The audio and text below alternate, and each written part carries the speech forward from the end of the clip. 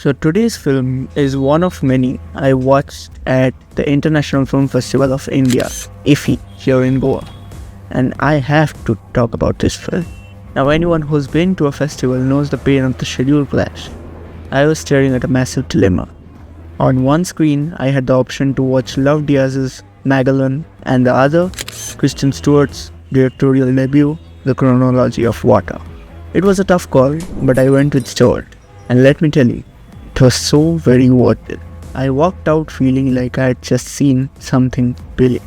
For those who don't know, The Chronology of Water is based on the memoir by Lidia Yuknavitch. It actually premiered in the Uncertain Regard section at Cannes 2025, which already tells you this isn't going to be your standard Hollywood biopic. The story follows a young woman who finds her voice through writing and a salvation through swimming. It's a deep dive into trauma, addiction, and eventually art. But don't expect a straight line from tragedy to triumph. This film is messy, raw, and incredibly real. It's messy in a good way. I'm going to be honest. I personally related to this film heavily. It's an experimental piece, yeah. And yeah, of course, it's not made for everyone. If you want a standard 3-act structure, this might frustrate you. But for me, it kept me engaged every single second. It captures that feeling of memory, how it doesn't happen in order, how it flashes back and forth. It felt like watching a life actually being lived rather than just a movie being played. Technically also, this film is just on another level.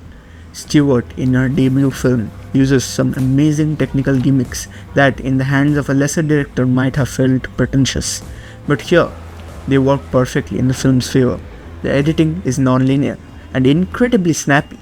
It cuts aggressively between past and present, mimicking how trauma rewires your brain. It's disorienting, but in the best way possible.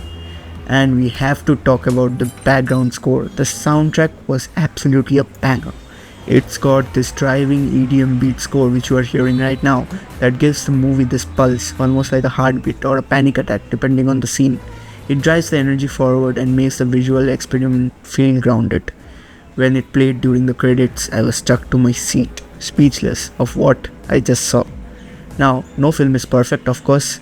If I had one gripe, it's that the movie sometimes repeats certain plot points. You get the sense that the screenplay circles back to the same beats a few too many times, but since this is a debut screenplay, you can kind of see the seams there. But honestly, it's such a minor flaw compared to the emotional impact of the rest of the movie.